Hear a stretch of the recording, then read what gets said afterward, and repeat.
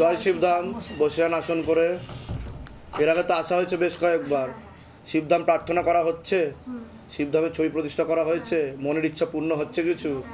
কি কি মনের ইচ্ছা পূর্ণ হচ্ছে? চাকরির একটা কথা বলেছিলাম, হ্যাঁ, এটা হয়েছে, ওটার জন্য আমি এটা মানুষে করেছিলাম আগের মাসে। আচ্ছা আচ্ছা দেরি আচ্ছা হয়েছে আসতে। আচ্ছা আচ্ছা, বাহ বাহ, খুব ভালো খুব ভালো। এমনি সব ঠিকঠাক হচ্ছে, সব ঠিকঠাক যাচ্ছে তাই তো?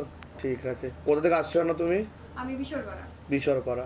একটু অপেক্ষা করে যাবে, শিবধামের মহাপ্রসাদ গ্রহণ করে তারপর বাড়িতে যাবে, ঠিক আছে? আর বলছিলাম যে আমি দুবার এখানে বলতে আপনাদের সাথেই দেখেছি আর কি, যে মন্দিরে গিয়েছি শিবঠাকুরের পুজো দিতে। আমি দেখছি উনি স্বয়ং শিবলিঙ্গ থেকে উঠে এসে দাঁড়িয়েছে, কিন্তু আমার উপরে একটু অসন্তুষ্ট। স্বপ্ন দেখেছিলাম যে উনি মায়ের মানে কালী ঠাকুরের কিন্তু মায়ের উনি আরতি করে পুজো করছেন।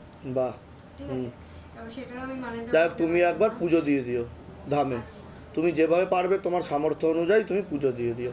তোমার নাম গোত্র বয়স ধামে এসে, হ্যাঁ এই সময়তেই আসবে, পূজা সামগ্রী নিয়ে আসবে, জমা দেবে, তোমার নামে লাস্টে পুজো চড়িয়ে দেওয়া হবে, ঠিক আছে? নাম গোত্র লিখে দিয়ে যাবে সেই পুজোটা। ভালো থাকো, সুস্থ আর ওটা থাকো। বাইরে বলে দেবে যে আমি স্বপ্ন দেখেছিলাম, স্বপ্নের আদেশে গুরুদেব বলেছি।